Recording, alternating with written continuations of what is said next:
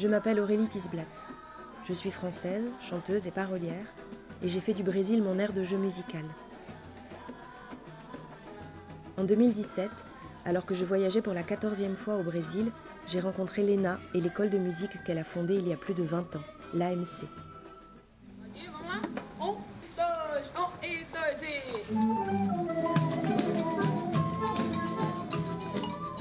C'est de cette école que je voudrais vous parler aujourd'hui.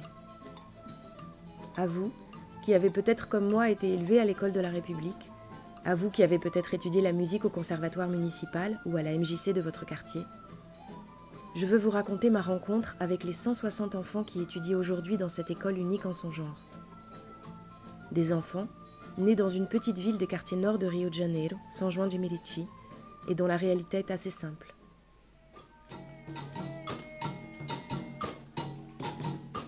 Leurs parents travaillent la plupart du temps en centre-ville, partent tôt le matin et rentrent tard le soir. Ces enfants passent 4 heures par jour à l'école publique et sont laissés à eux-mêmes le reste du temps.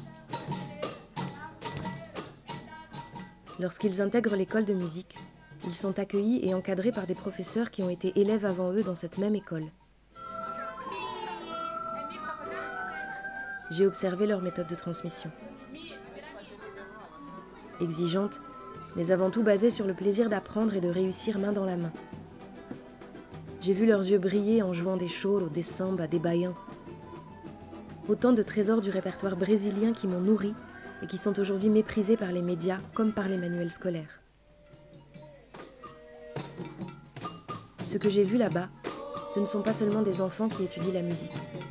Ce sont des adultes en devenir qui font l'expérience du vivre ensemble, qui se confrontent à la question du respect, de l'écoute de l'autre, et qui sont curieux et fiers du patrimoine musical de leur pays.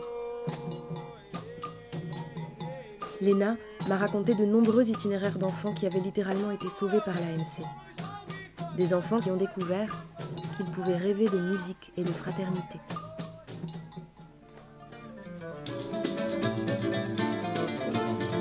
Mon rêve à moi serait que les enfants des écoles de mon pays, la France, puissent rencontrer ces enfants-là. Et que se construise un pont musical sur lequel il serait possible de faire circuler des idées, des créations, des méthodes d'enseignement, des valeurs de fraternité et d'entraide, au-delà de nos frontières et de nos cultures. Vamos sonhar?